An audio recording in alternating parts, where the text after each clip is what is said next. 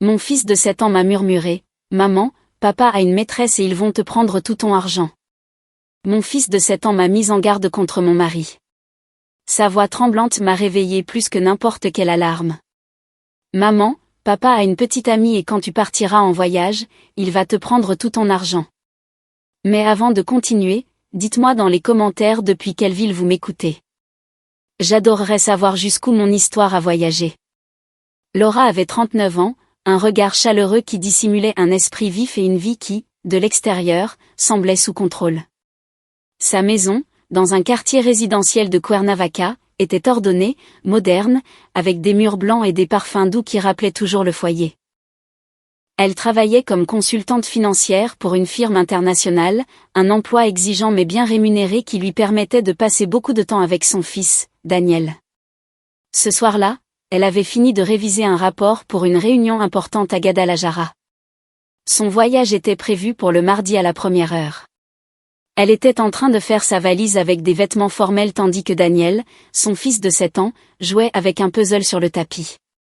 C'était un enfant doux, sensible, avec une intelligence qui étonnait souvent même ses professeurs. Laura plia un chemisier blanc et dit à Daniel depuis le dressing, « N'oublie pas que mardi, tu restes avec ton père. » « Oui, ce ne sera que pour 2 nuits. » Daniel ne répondit pas. Il se contenta d'emboîter une pièce du puzzle en silence. Laura le trouva étrange, mais pensa qu'il était concentré. Après tout, parfois, les enfants n'aiment pas que leur mère s'en aille. Ce soir-là, déjà en pyjama, Daniel lui demanda de rester avec lui un peu plus longtemps avant de dormir. Il s'allongea à côté d'elle, posa sa tête sur sa poitrine et resta silencieux pendant plusieurs minutes, jusqu'à ce qu'il dise quelque chose qui brisa la nuit en deux. « Maman » murmura-t-il sans la regarder. « Papa a une petite amie. » Laura resta immobile. Elle crut avoir mal entendu. « Qu'est-ce que tu as dit, mon amour ? » Que papa a une petite amie. Il a parlé avec elle au téléphone hier soir, quand il croyait que je dormais. Il était dans le bureau. Il lui a dit que lorsque tu serais en voyage, ils iraient à la banque pour s'occuper de l'argent. Laura sentit un frisson glacial lui parcourir le dos. Elle déglutit avec difficulté. « Que as-tu entendu exactement, Daniel ? » Il a dit à cette dame que tu serais absente, qu'ils avaient 3 jours pour tout faire.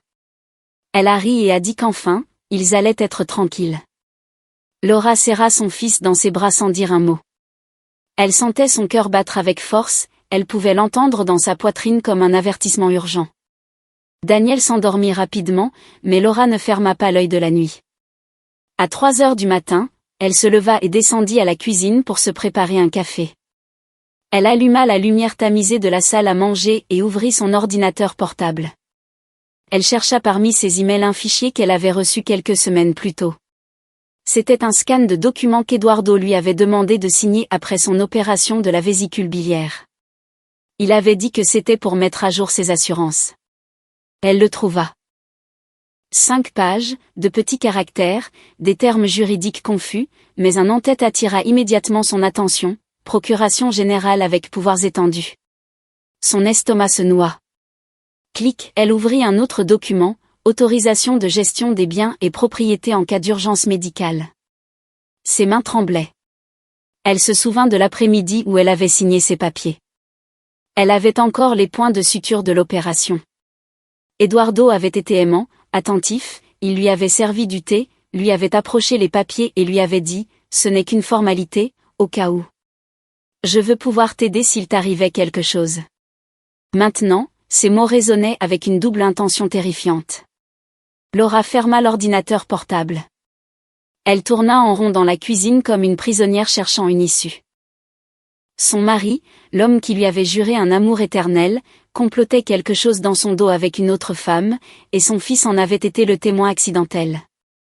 À 4h30 du matin, elle vérifia sa valise. Tout était prêt, mais l'idée de quitter la ville lui donnait désormais la panique. Au lieu de dormir, elle ouvrit son carnet de travail et commença à écrire une liste de questions. Depuis quand ont-ils une relation ? Qui est-elle ? Pourquoi veut-il me prendre mon argent ? Quelle est la gravité de ce que j'ai signé ? Suis-je légalement en danger ? Au lever du jour, Eduardo se leva comme si de rien n'était. Il embrassa Laura sur le front.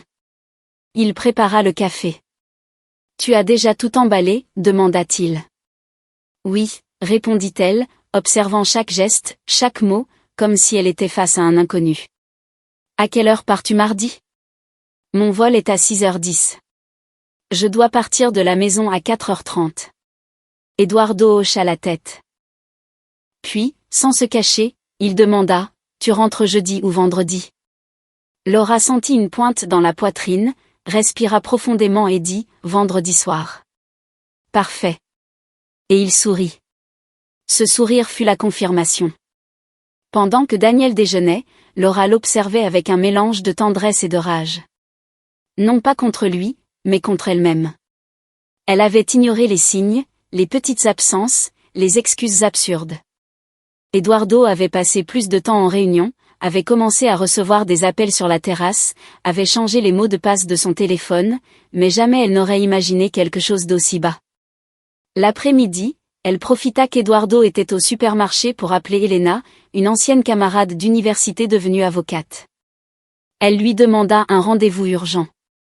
À 19h précise, Laura entra dans le cabinet d'Elena, dans un immeuble discret du centre-ville. « Tu as les documents que tu as signés ?» demanda son amie. Laura ouvrit son sac et sortit un dossier avec les impressions. Elena les lut en silence pendant plusieurs minutes. « Laura, c'est grave. Qu'est-ce que ça signifie? Tu lui as donné un accès total. Ton mari peut prendre des décisions légales, financières et médicales en ton nom. S'il déclare que tu n'es pas en état mental de gérer tes biens, il peut agir pour toi, même vendre ta maison. » Laura eut la nausée. Et il peut le faire sans que je sois là? Oui. Et s'il a déjà tout planifié, ce voyage que tu vas faire est le moment parfait. Il ne va pas perdre de temps. Il va tout déplacer pendant que tu seras absente. Je dois annuler ça, Elena. Je peux t'aider, mais nous devons le faire avec discrétion. Es-tu prête à annuler ton voyage? Bien sûr que oui. Bien, nous allons faire deux choses. Premièrement, révoquer légalement la procuration. Deuxièmement, notifier la banque et restreindre tout mouvement non autorisé sur tes comptes. Mais nous avons besoin de preuves de ces intentions. As-tu un enregistrement, un message, quelque chose qui l'implique? Laura secoua la tête. Mon fils l'a entendu. Il a dit à cette femme qu'ils allaient profiter de mon absence pour tout faire à la banque. Elena resta pensive. Ton fils serait-il prêt à le raconter devant un juge si l'affaire s'envenime? Daniel a 7 ans. Je ne veux pas l'exposer à ça. Alors, il faut être intelligente. Nous allons préparer la révocation et fermer toutes les issues avant qu'il n'agisse. Laura sortit du cabinet avec un plan. En arrivant à la maison, Eduardo l'attendait dans le salon avec un verre de vin. Tu es tendue, ou c'est à cause du voyage? Elle le regarda. Força un sourire. Oui, c'est le stress du travail. Je n'ai pas bien dormi. Tranquille, mon amour. Tout va bien se passer. Fais-moi confiance. Laura pensa, ça, je ne peux plus le faire. En se couchant, Laura fixa le plafond pendant des heures. Daniel dormait paisiblement dans la chambre d'Alexandra côté. Il l'avait sauvé sans s'en rendre compte. Un murmure au bon moment avait arrêté un tremblement de terre, à l'intérieur, elle le savait. Le calme apparent n'était que l'antichambre du désastre. Ce qu'elle ne savait pas encore, c'est que la maîtresse d'Eduardo ne prévoyait pas seulement de lui voler son argent, elle prévoyait aussi de lui prendre son fils. À 6h du matin, Laura était toujours éveillée. Elle était assise à la table de la cuisine, les mains jointes, le café froid dans une tasse qu'elle n'avait pas touchée. Elle écoutait le tic-tac de l'horloge murale comme un compte à rebours. Elle avait le regard fixe, immobile, comme si son esprit était piégé dans une pensée dont il ne pouvait s'échapper. Daniel dormait encore. Eduardo aussi. Il n'était pas encore l'heure pour lui de se réveiller pour aller travailler. Laura savait qu'elle ne pouvait montrer aucune faille. S'il soupçonnait quelque chose, le plan qu'elle montait avec Elena pourrait s'effondrer. La moindre erreur pourrait lui coûter non seulement son argent, mais aussi son fils. Elle se leva et se dirigea vers l'entrée. Elle ramassa le journal par terre, en ouvrant la boîte aux lettres, elle vit une enveloppe blanche parmi le courrier.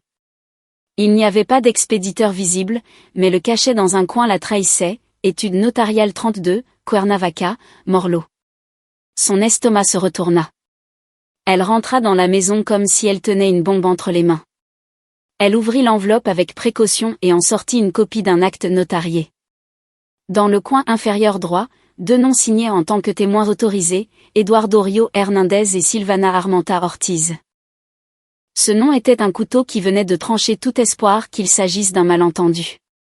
La lecture était claire. Le document, daté de plusieurs semaines, confirmait la validation de la procuration. Silvana n'était pas seulement la maîtresse, elle était aussi la femme qui avait aidé son mari à légaliser une arme contre elle. Laura posa lentement le papier sur la table comme s'il pesait des tonnes. Son téléphone vibra. Un message d'Elena, j'ai contacté le spécialiste. Il a de la place cet après-midi. Prépare-toi à agir. Laura leva les yeux. Il n'exprimait plus la peur. Il exprimait la fureur. À 8 heures du matin, quand Eduardo descendit pour le petit déjeuner, Laura était prête, vêtue de vêtements de bureau, son ordinateur dans son sac à dos et un sourire serein sur le visage. Eduardo l'observa attentivement, comme s'il mesurait chaque détail. « Tu as une réunion aujourd'hui ?» demanda-t-il d'une voix aimable. « Avec l'équipe de Guadalajara, pour préparer le voyage. »« Et à quelle heure décolles-tu mardi ?» insista-t-il en remuant lentement son café. « À 6h10 du matin.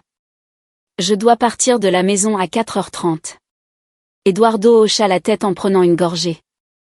Il ne la regarda pas directement, mais Laura remarqua le léger mouvement de ses lèvres, comme s'il savourait un sourire minime, presque imperceptible. « Tu as déjà fait ton check-in » ajouta-t-il. « Pas encore. Je le ferai ce soir. »« Pourquoi ?»« Pour rien. Je voulais juste savoir si tu avais besoin que je t'emmène à l'aéroport. » Laura soutint son regard. Elle ne baissa pas les yeux. Elle voulait qu'il sache qu'elle lui faisait confiance, même si à l'intérieur, chaque cellule de son corps criait le contraire. « Je te préviens si j'ai besoin d'aide » répondit-elle en portant la tasse à ses lèvres. Quand Eduardo sortit, Laura ferma la porte à clé. Puis elle se laissa glisser contre le mur. Elle respira profondément. Elle se força à ne pas pleurer. Ce n'était pas un jour pour les larmes, c'était un jour pour la stratégie. À 11h30, elle arriva au cabinet qu'Elena lui avait indiqué. Elle fut accueillie par un homme d'une 50aine d'années, aux cheveux gris et au visage sévère. Il s'appelait Fernando Mendoza, avocat spécialisé en patrimoine familial et prévention de la fraude domestique. J'ai lu le dossier. Votre situation est plus courante que vous ne le pensez, mais cela ne la rend pas moins dangereuse. Laura s'assit en face de lui, l'enveloppe de l'étude notariale toujours entre les mains. À quel point est-ce grave ? Fernando prit les documents, les lut et leva les yeux. Votre mari a un contrôle total sur vos biens. Il peut vendre votre maison, déplacer vos comptes, et même signer des décisions médicales pour vous. Légalement, il a votre vie entière entre ses mains. Laura sentit un vide dans son estomac. Et il peut déclarer que je suis incapable ? Oui. En cas de maladie mentale ou physique, avec un certificat médical et la procuration actuelle, il peut demander une déclaration d'incapacité. Et si vous êtes hors de l'état, c'est encore plus facile de lancer la procédure sans opposition immédiate. Laura serra les poings sur la table. Peuvent-ils m'enfermer dans une clinique ? Oui. Et ils n'auraient pas besoin de votre consentement. Un ordre médical et sa signature en tant que mandataire suffiraient. Fernando fit une pause. Avez-vous une indication que cela pourrait faire partie de ses plans ? Laura lui parla de Silvana, du papier dans la boîte aux lettres, de ce que Daniel avait entendu. Fernando nota chaque détail. Je vois. Alors oui, c'est en cours. Laura déglutit. Que puis-je faire ? Fernando tourna son moniteur. Il lui montra un plan en 3 phases. Premièrement, nous allons révoquer la procuration. J'ai un contact direct à l'étude notariale 17. Si nous signons aujourd'hui, demain votre mari recevra la notification formelle. Mais ça pourrait l'alerter, le regarda Laura, inquiète. C'est pourquoi la deuxième étape est vitale. Nous allons supprimer son accès en tant que cotitulaire sur tous vos comptes. Aujourd'hui même, nous les déplacerons vers de nouveaux comptes à votre nom exclusif, avec protection.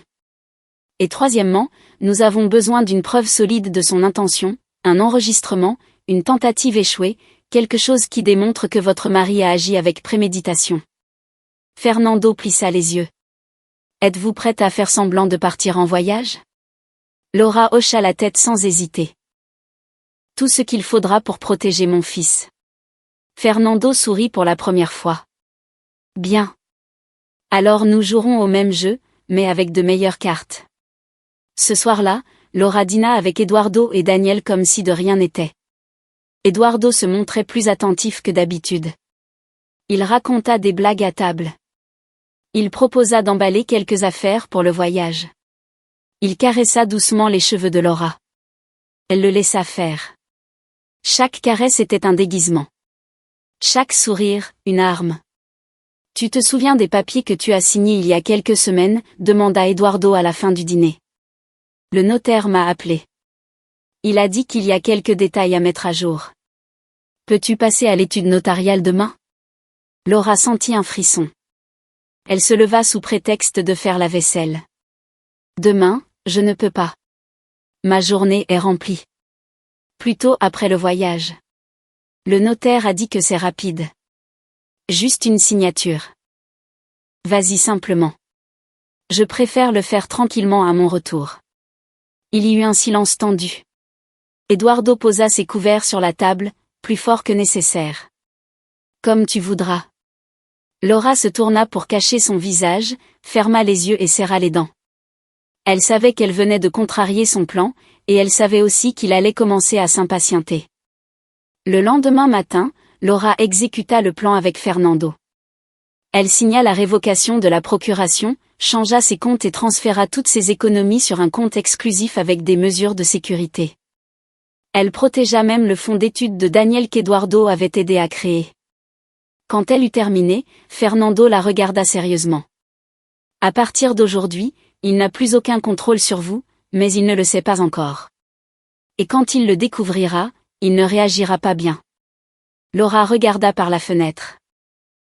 Dehors, la ville suivait sa routine, mais à l'intérieur d'elle, tout était en guerre. Et s'il essaie quelque chose avec Daniel? S'il veut l'emmener, il ne peut pas légalement, l'autorité parentale est partagée. Mais si ce que vous m'avez dit est vrai, je pense que lui et Silvana ont autre chose en tête. Laura se tourna vers lui. Quoi donc? Fernando l'observa gravement.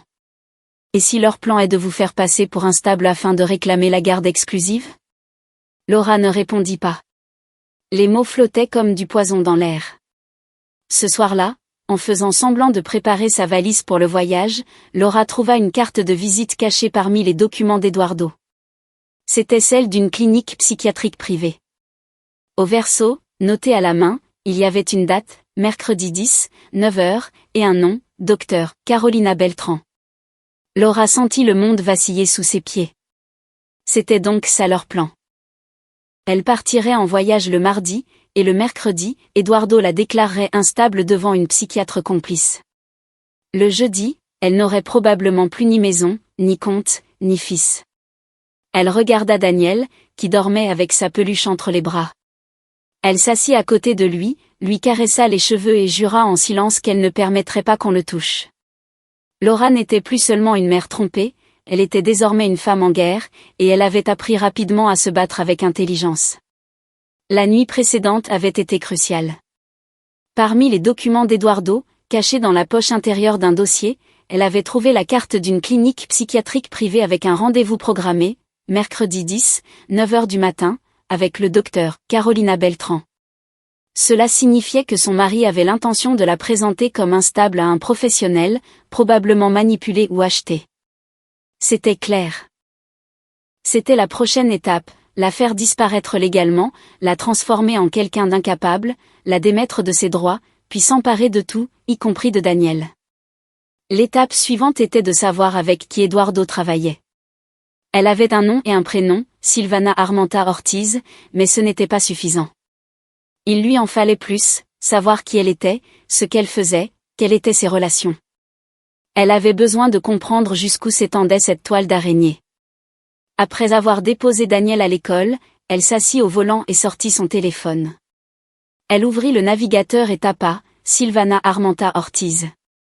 Des résultats épars apparurent, un profil LinkedIn, quelques registres notariés et une mention sur le site web d'un cabinet de conseil financier, Armenta et Associés. Elle cliqua sur chaque lien comme si elle désamorçait des mines. Sur le site du cabinet, elle trouva une photo, Silvana en tailleur, sourire impeccable et l'arrogance marquée dans les yeux. La description indiquait « Associée fondatrice, spécialiste en patrimoine personnel, gestion de biens et restructuration de fonds familiaux ». Laura déglutit. Elle regarda à nouveau l'adresse.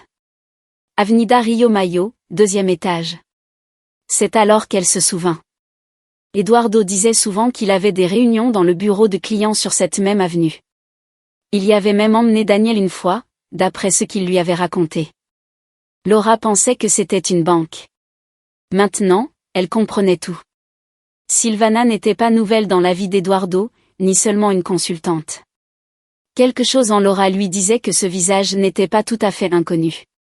Elle retourna sur Internet, cette fois sur Facebook, et tapa le nom complet. Il y avait d'un compte privé sans publication visible, juste une photo de profil, Silvana de dos, devant une baie vitrée avec vue sur la ville. Le genre d'image qui ne montre pas mais insinue. Elle décida de remonter plus loin. Elle chercha d'anciennes photos sur son propre ordinateur.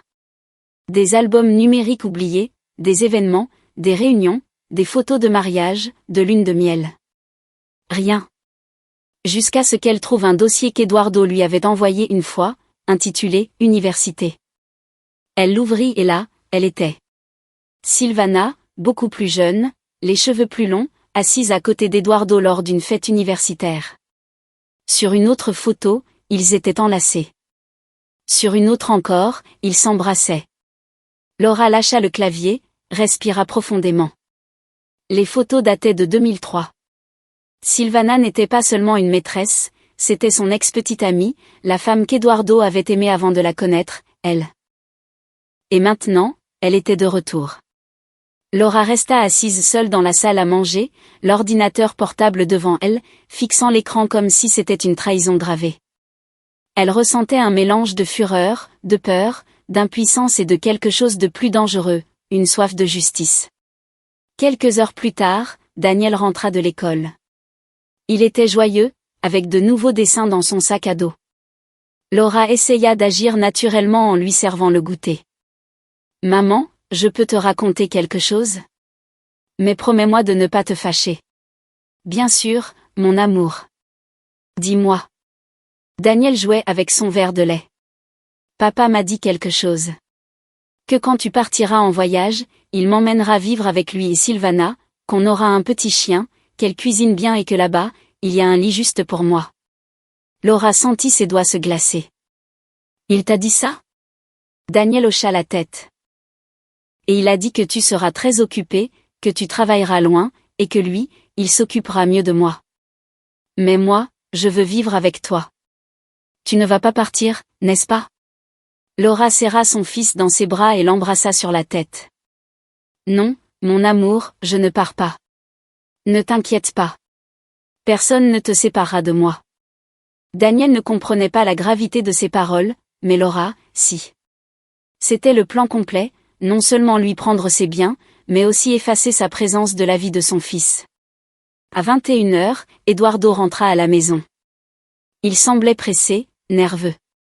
Il avait un sac de pain et une bouteille de vin.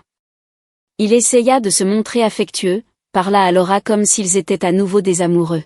« Tu es magnifique aujourd'hui », lui dit-il pendant qu'elle faisait la vaisselle.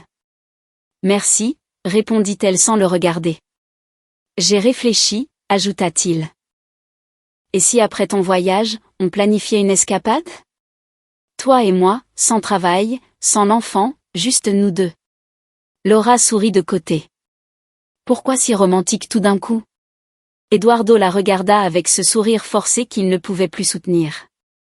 Parce que je t'aime, Laura, et parfois, j'ai l'impression que nous sommes distants. Moi, distante ? C'est étrange. Tu le es. Peut-être que j'ai juste beaucoup de choses en tête. À ce moment, le téléphone d'Eduardo vibra. Il était sur l'étagère de la cuisine. L'écran s'alluma. Laura eut le temps de lire un nom avant qu'il ne le prenne, Silvana. Eduardo le verrouilla immédiatement. C'était qui? Demanda Laura comme si elle n'avait rien vu. Un client du bureau. Laura le regarda en silence. Elle laissa passer. Ce n'était pas le moment de l'affronter. Quand Eduardo alla prendre sa douche, Laura prit son téléphone, s'enferma dans les toilettes des invités, composa le numéro d'Elena et parla à voix basse. Nous avons ce qu'il nous fallait. Il ne veut pas seulement me voler, il veut me prendre mon fils. Et Silvana fait partie du complot. C'était sa petite amie à l'université. Leur relation dure depuis des années. As-tu une preuve plus directe? Demanda Elena.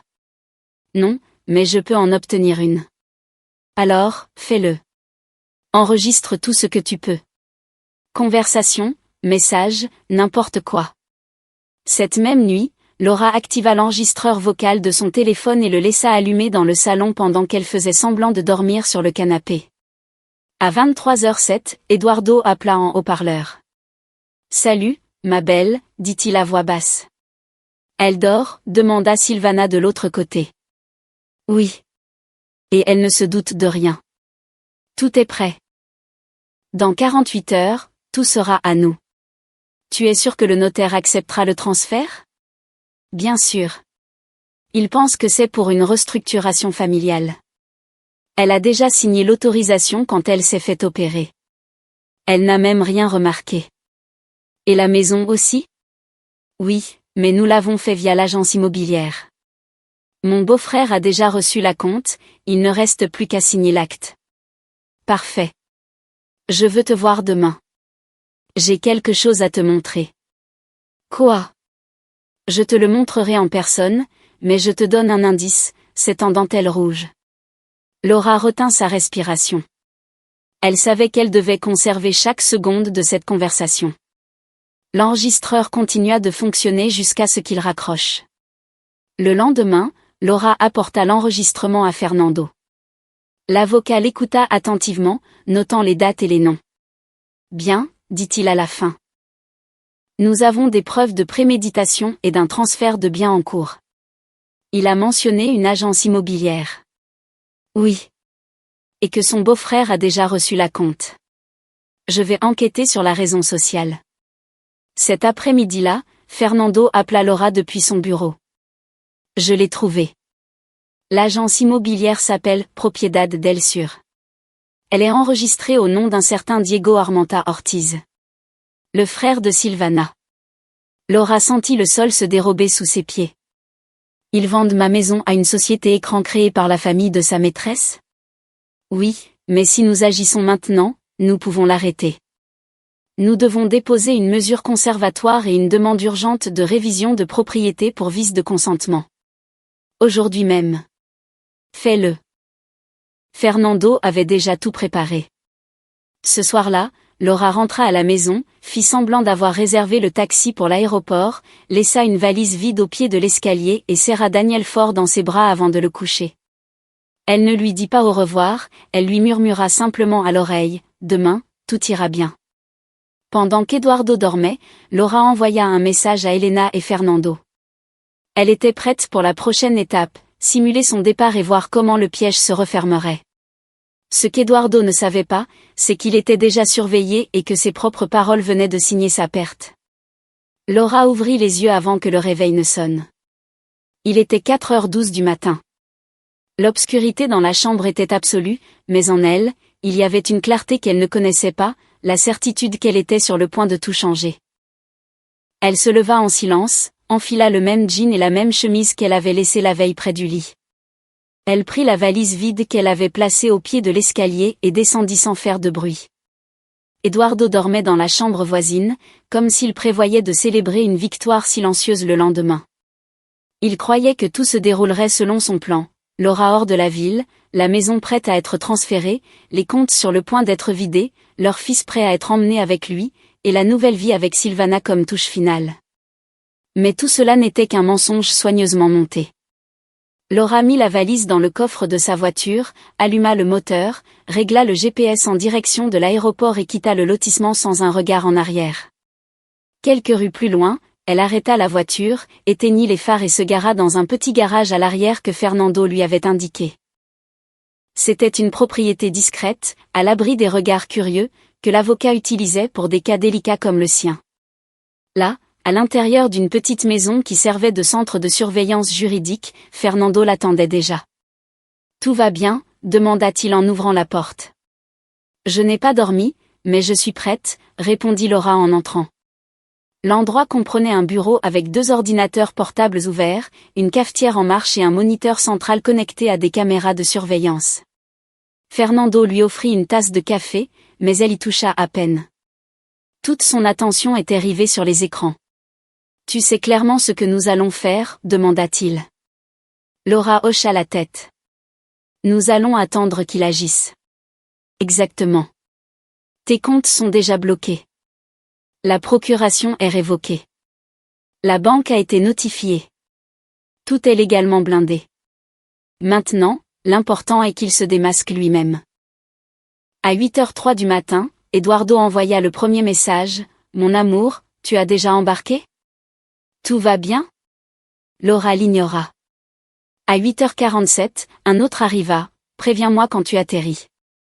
Je veux savoir que tu vas bien. » Fernando nota l'heure. Chaque message ferait partie de la chronologie légale qu'il construirait plus tard. À 9h10, une des caméras connectées à la succursale bancaire capta un mouvement.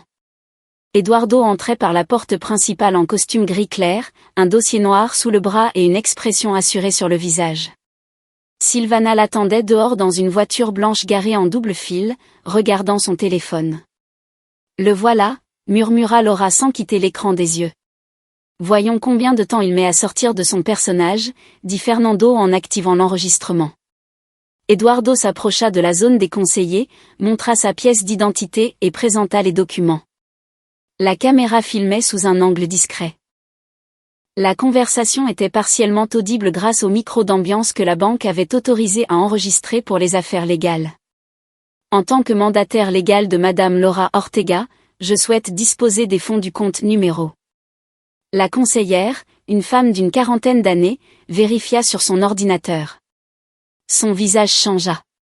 Elle leva les yeux avec prudence. Un instant, s'il vous plaît. Elle appela son supérieur. Un homme grand avec des lunettes apparut derrière la vitre, examina les papiers, puis hocha la tête d'un geste sec, prit le téléphone et composa un numéro interne. Eduardo fronça les sourcils, croisa les bras. « Y a-t-il un problème ?» demanda-t-il d'une voix tendue. « Nous vérifions simplement les informations », répondit le directeur. Silvana sortit de la voiture et s'approcha de la porte, jetant des regards nerveux. Elle fit les 100 pas en consultant sa montre. Sur l'enregistrement, on entendit Eduardo marmonner entre ses dents, « Ça devait être réglé aujourd'hui. Ma femme est hors de la ville. » Laura sentit son cœur s'accélérer. Entendre ces mots de sa bouche était comme une confirmation écrite. Le directeur revint avec le dossier en main. « Monsieur Rio, je vous informe que la procuration a été révoquée il y a moins de 24 heures. De plus, votre accès en tant que cotitulaire a été retiré. Vous n'avez plus l'autorisation d'effectuer le moindre mouvement sur ces comptes. » Eduardo pâlit. « C'est impossible. Je vous le répète, monsieur, vous n'avez aucune autorisation légale et les documents que vous avez présentés sont invalidés. C'est de la folie. Elle a signé ça. Je suis son mari. Le système a été mis à jour. L'information n'admet aucune exception. » Eduardo haussa la voix, frappa la table. « Vous ne savez pas à qui vous avez affaire. » La conseillère se leva immédiatement. Le directeur appuya sur un bouton sous le bureau. La sécurité approcha dans le couloir. Silvana entra dans la banque à ce moment précis. « Que se passe-t-il » dit-elle à voix haute en s'approchant d'Eduardo. « Ils nous refusent l'accès. Ils disent qu'elle a tout révoqué, » répondit-il, hors de lui. « Mais tu n'avais pas dit que c'était déjà fait ? » Ça l'était, elle a signé. Elle a signé quand elle se remettait de son opération. Comment a-t-elle pu l'annuler si vite ? Qui l'a aidée ? Je ne sais pas, mais ça devait être fait aujourd'hui. Laura écoutait chaque mot depuis l'ordinateur portable. Fernando enregistrait tout en temps réel. Tout ce dont ils avaient besoin pour une plainte pour tentative de fraude était là, audio, vidéo, date, documents révoqués. Eduardo et Silvana, exposés dans leur désespoir. À l'écran, le directeur fit un geste de la main. Eduardo fut escorté vers la sortie. Silvana sortit avant lui, parlant au téléphone, agité. Fernando mit l'enregistrement en pause. C'était parfait. Laura se prit le visage dans les mains. Elle ne pleura pas, mais le poids émotionnel était écrasant.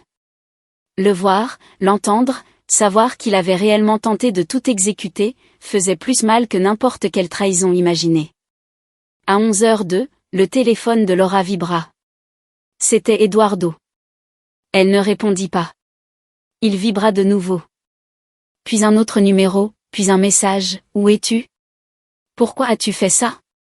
Parlons maintenant. » Fernando la regarda. Ne réponds pas, laisse-le parler dans le vide. Chaque appel, chaque message désespéré est une preuve de sa connaissance du plan et de ta position claire de victime. Laura respira profondément. Et s'il va à la maison ? C'est ce que nous attendons. Nous avons déjà activé des caméras cachées et tu n'es pas là. Tu as un alibi. Chaque minute de cette journée est documentée. À 12h21, une alerte s'afficha à l'écran. Eduardo était devant leur maison, il frappait à la porte avec insistance. Puis il tourna en rond, sortit son téléphone et appela de nouveau. Laura, réponds. Où es-tu ? Tu as parlé à quelqu'un ? Qui t'a monté la tête ? Laura l'observait depuis l'écran. Te voilà, murmura-t-elle, l'homme qui disait m'aimer. Eduardo s'assit sur les marches, le téléphone collé à l'oreille, respirant avec agitation. Silvana arriva quelques minutes plus tard. Elle sortit de la voiture et se disputa avec lui. La caméra capta les gestes, elle criant, lui jetant son téléphone par terre. Il ressemblait à un couple en plein chaos. Le masque de la perfection s'était brisé, et ce qui restait était un désastre qu'ils ne pouvaient plus contrôler. À 14h30, ils partirent. Fernando éteignit le moniteur. Laura, c'est suffisant pour déposer une plainte pour tentative de fraude, abus de confiance, falsification de documents et usage abusif de procuration. Et si le juge l'approuve, tu peux demander une mesure de protection et une ordonnance d'éloignement immédiate. Laura regarda l'écran noir. Elle n'avait plus peur. Je veux le faire aujourd'hui. Fernando hocha la tête. Nous allons le faire. Et avec ça, nous n'allons pas seulement les arrêter.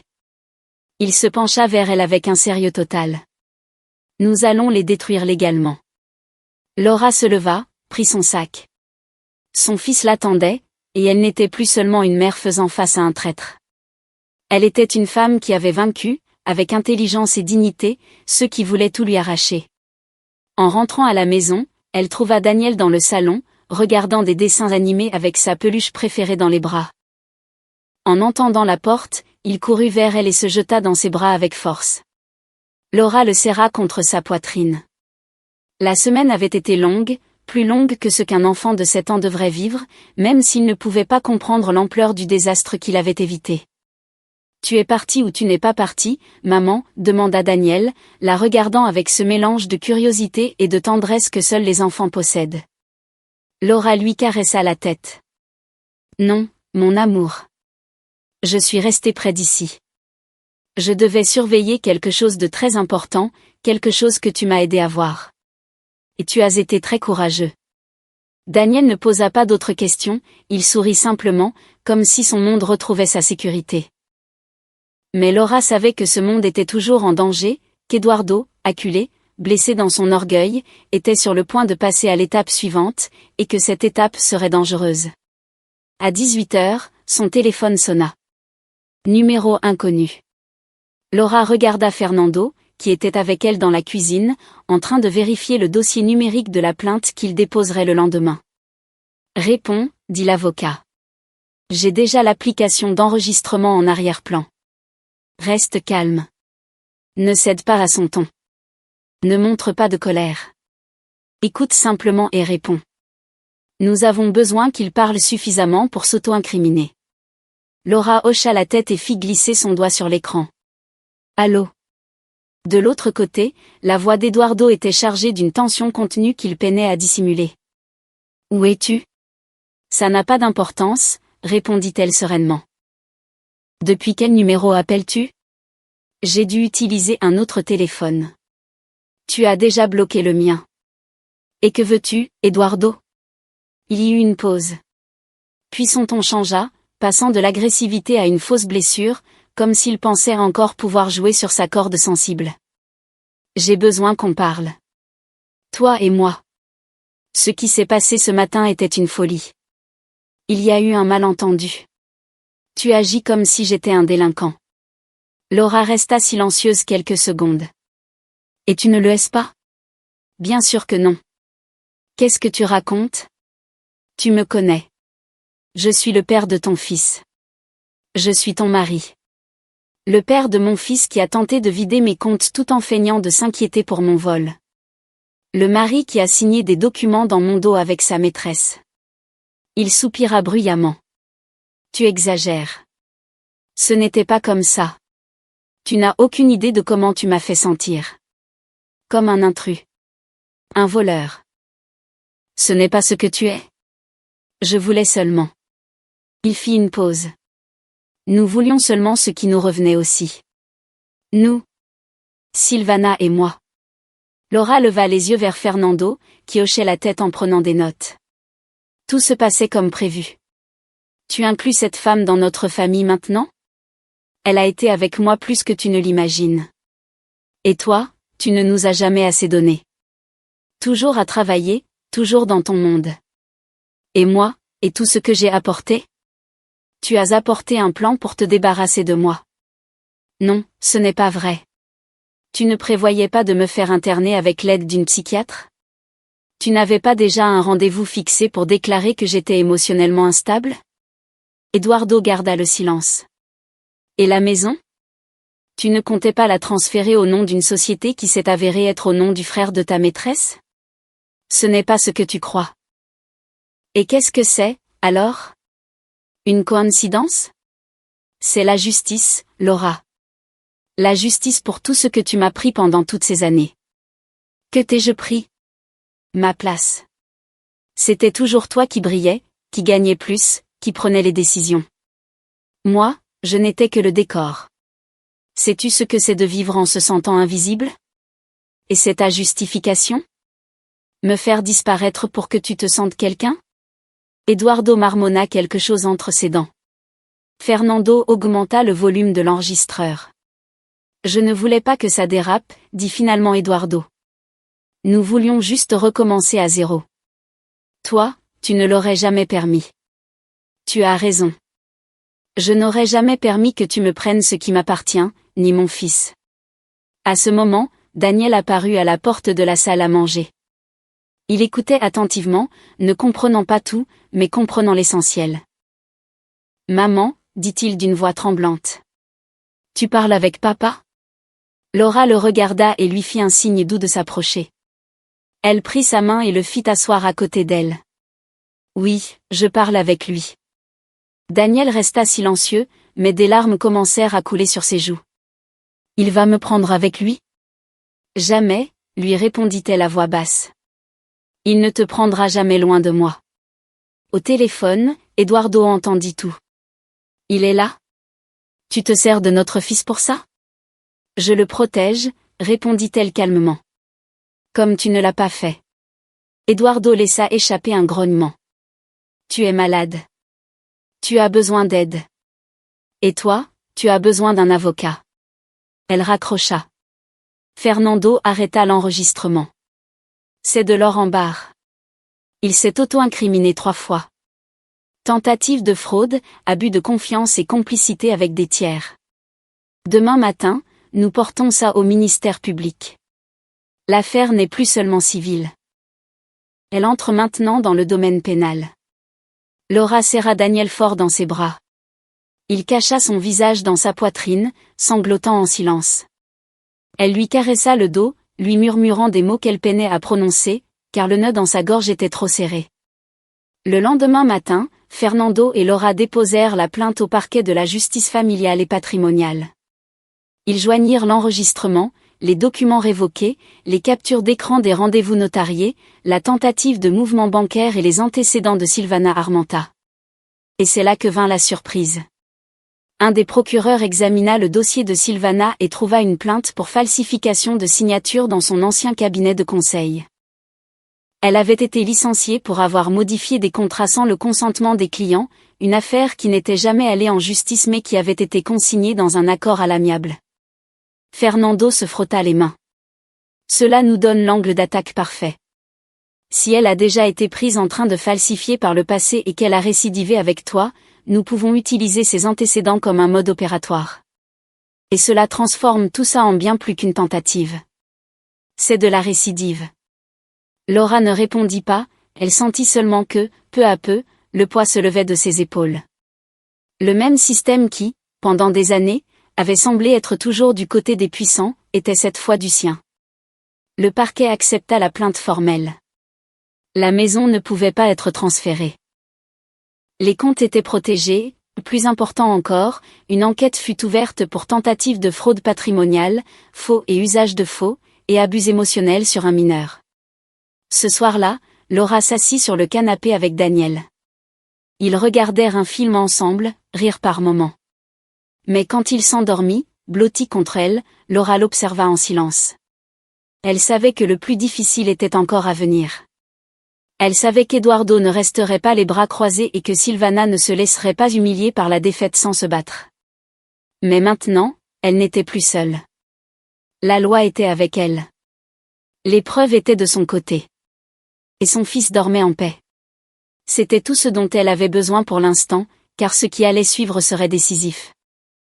Et elle n'était pas prête à perdre un centimètre de plus, une larme de plus, une seconde de plus. L'immeuble du parquet général se dressait comme une tour de béton au milieu d'avenues bondées et de visages anonymes. Laura l'observait depuis la voiture tandis que Fernando vérifiait une dernière fois les documents. Sa mallette en cuir reposait sur ses genoux, et à l'intérieur, chaque feuille était une blessure ouverte, preuve, capture d'écran, enregistrement, témoignage, tout ce qu'il fallait pour que le système cesse de prétendre que la justice était facultative. « Tu es prête ?» demanda Fernando sans la regarder. « Personne n'est prêt pour ça », répondit-elle d'une voix ferme. « Mais on le fait quand même. » Ils entrèrent par la porte principale à 8h02 du matin. L'atmosphère sentait la paperasse, le café réchauffé et la nervosité contenue. Fernando salua un fonctionnaire avec qui il avait déjà parlé la veille. Laura présenta sa pièce d'identité, signa les formulaires et fut conduite dans une petite salle d'attente au mur blanc avec une caméra discrète dans le coin. À 8h17, Eduardo arriva. Il était vêtu de noir, sans cravate. Silvana était à ses côtés, portant des lunettes de soleil et un blazer gris qui ne parvenait pas à cacher la tension sur son visage. Eduardo évita de regarder Laura, mais Silvana, non. Elle la fixa avec un mélange de haine, de mépris et de peur, car elle savait que tout était sur le point d'éclater au grand jour. Le juge qui présidait l'audience préliminaire était un homme aux cheveux blancs, aux sourcils épais et à la voix posée. Son ton transmettait l'autorité sans effort, le genre de juge qui avait vu plus de trahison que de mariage dans sa vie. Il s'assit, examina les dossiers et demanda à la partie plaignante de commencer. Fernando se leva. Laura respira profondément. Votre honneur, ma cliente a été victime d'une série d'actes prémédités de la part de son mari et de Madame Silvana Armenta Ortiz, dans le but de la dépouiller de son patrimoine, d'annuler sa capacité juridique et de prendre possession de son fils mineur. Nous joignons des preuves documentaires, des enregistrements audio et vidéo, et des témoignages. De plus, nous présentons des preuves que les accusés ont tenté d'utiliser une procuration obtenue par la tromperie, signée pendant une période de convalescence médicale suite à une intervention chirurgicale majeure. Le juge examina les papiers, s'arrêtant sur les cachets, les dates, les signatures. Il prit quelques notes. Puis il se tourna vers Eduardo. « Monsieur Rio, avez-vous quelque chose à déclarer ?» Eduardo se leva. Sa voix tremblait au début, mais il trouva ensuite un ton ferme, presque indigné. « Votre honneur, tout ceci est un malentendu. » Ma femme traverse une crise émotionnelle. Elle a des antécédents d'anxiété sévère. Elle est sous pression constante depuis des années. J'essayais seulement de la protéger. Elle a signé les documents en pleine conscience. Ce que nous avons fait, c'était pour le bien de la famille. Il n'y a eu ni tromperie, ni intention de lui faire du mal. Laura laissa échapper un rire sec, incapable de se retenir. Le juge leva les yeux. Madame Ortega, souhaitez-vous dire quelque chose? Laura se leva sans se presser. Sa robe bleu foncé la rendait imposante, solide. Sa voix ne trembla pas une seule fois. Tu as utilisé ma convalescence comme une opportunité. Ça ne te rend pas intelligent, ça te rend lâche. J'ai signé ces papiers avec de la morphine dans le sang. Tu m'as dit que c'était une mise à jour de l'assurance. Tu ne m'as jamais donné le choix. Et pendant que je dormais sur le canapé, tu planifiais avec ta maîtresse comment me prendre ma maison, mes comptes et mon fils. J'ai tout enregistré. Sylvana 10 ans, dans 48 heures, tout sera à nous. Toi, criant à la banque que ma femme est hors de la ville. Tout est là, et tout a une date, une heure et un contexte. Eduardo baissa les yeux. Sylvana croisa les bras avec force. De plus, continua Laura, mon fils a parlé. Il a dit à sa maîtresse qu'il avait peur, que son père lui avait dit que quand je partirais, il irait vivre avec Sylvana, qu'ils auraient un petit chien, comme si cela suffisait à effacer sa mère. Le juge demanda le silence d'un léger mouvement de la main. Il demanda ensuite que les enregistrements audio et vidéo soient présentés. L'enregistrement à la banque, l'appel téléphonique, la conversation interceptée entre Eduardo et Sylvana. Chaque mot remplit la salle comme une sentence. Personne ne parlait, personne ne respirait. Quand ce fut terminé, le juge s'adossa à son siège. Après avoir entendu les preuves, et étant donné qu'il y a des indices clairs de faux en écriture, d'intention de fraude et de manipulation émotionnelle envers un mineur, je procède à l'émission des mesures conservatoires suivantes, ordonnance d'éloignement contre Monsieur Eduardo Rio et Madame Sylvana Armenta, en faveur de Madame Laura Ortega et de son fils mineur. De plus, j'ordonne le gel de toute tentative de transfert patrimonial jusqu'à la résolution de l'affaire principale. Eduardo s'effondra, littéralement. Il se laissa tomber sur sa chaise comme si tout l'air de ses poumons s'était évaporé. Sylvana prit son sac et quitta la salle sans un regard en arrière. Le juge demanda une coordination avec les services sociaux. Quelques heures plus tard, une travailleuse sociale visita l'école de Daniel. Elle parla à sa maîtresse, à la conseillère d'orientation, puis à l'enfant lui-même. Dans son rapport, elle nota que Daniel avait raconté clairement que son père lui avait dit qu'il vivrait bientôt avec lui et Sylvana, et que sa mère était trop fatiguée pour s'occuper de lui. Le rapport mentionnait également des attitudes évasives de la part d'Eduardo lors de réunions scolaires précédentes, où il évitait les sujets émotionnels pour se limiter à la logistique, aux horaires et aux routines. Le rapport fut accablant, confirmation de négligence émotionnelle et de tentative de manipulation de l'environnement du mineur à des fins de séparation forcée du noyau maternel. Laura reçut le document à la maison et le lut en silence. Chaque mot était un poignard, mais aussi une brique dans le mur qui la protégeait. Daniel jouait dans le jardin avec un avion en papier. Il ne savait pas que son histoire était en train d'être écrite dans des dossiers officiels, ni que sa voix, petite et tremblante, avait été la plus puissante de toutes. Cette même semaine, Fernando reçut un appel du parquet. « Nous avons une proposition, lui dirent-ils. Si la partie plaignante est d'accord, nous pouvons proposer un accord pour éviter un long procès. » Eduardo et Sylvana étaient prêts à accepter leurs responsabilités formelles pour éviter la prison. L'accord consistait en 3 ans de liberté conditionnelle, la restitution complète de tout mouvement économique manqué, la perte de tout droit sur les biens partagés, un casier judiciaire pour tentative de fraude et faux et usage de faux, et la renonciation volontaire à l'autorité parentale partagée. Fernando raccrocha et regarda Laura. « Qu'en penses-tu ? Je veux qu'il soit marqué. Je veux que le monde sache qui il est. Mais plus que tout, je veux être tranquille. Je veux que mon fils grandisse sans avoir à voir ce reflet dans ses yeux. Alors, nous acceptons. » Ils signèrent l'accord 2 jours plus tard. Eduardo ne regarda Laura pas une seule fois. Sylvana avait le visage caché derrière des lunettes noires qui ne dissimulaient pas sa défaite. La signature fut rapide, presque routinière, comme si les tentatives de trahison, de vol et de destruction émotionnelle pouvaient être scellées avec de l'encre noire sur du papier. Quand Laura sortit du bâtiment avec Fernando, elle respira l'air le plus pur qu'elle ait senti depuis des mois. C'était comme si un poids s'était enfin détaché de sa poitrine. À la maison, Daniel l'attendait avec un dessin. « Tu es mon héroïne », disait-il, avec un bonhomme allumette portant une cape rouge. Elle sourit, le serra dans ses bras, et, pour la première fois depuis longtemps, elle le fit sans peur. Elle avait gagné. Pas seulement le procès, mais aussi la certitude qu'aucune tentative de manipulation, ni la plus profonde des trahisons, ni les faux documents, ni les paroles froides ne pouvaient l'emporter contre une mère déterminée à protéger ce qui lui appartenait. Et cette bataille, celle qui ne se trouve ni dans les lois ni dans les dossiers, mais dans le cœur, celle-là, elle l'avait déjà vaincue. Le temps n'efface pas, mais il transforme. Ce qui fut autrefois un champ de bataille émotionnelle était aujourd'hui un foyer paisible. Les murs qui gardaient autrefois des secrets et des tensions arboraient maintenant des dessins collés au ruban adhésif, des phrases écrites au marqueur et une odeur de biscuits fraîchement sortis du four. Daniel, à 12 ans, était devenu plus grand que Laura ne l'imaginait. Sa voix était plus grave, son regard plus ferme, mais il conservait les mêmes yeux attentifs qui, 5 ans plus tôt, lui avaient révélé une vérité qui avait tout changé. Il dormait toujours avec la fenêtre entr'ouverte et mettait son réveil une demi-heure plus tôt que nécessaire, juste pour se préparer sans se presser. Laura disait que c'était parce qu'il aimait le silence du matin, mais elle savait que c'était autre chose. Elle savait que Daniel, même s'il ne le disait pas, avait appris très jeune que tout pouvait basculer d'un moment à l'autre, et il voulait être prêt, au cas où.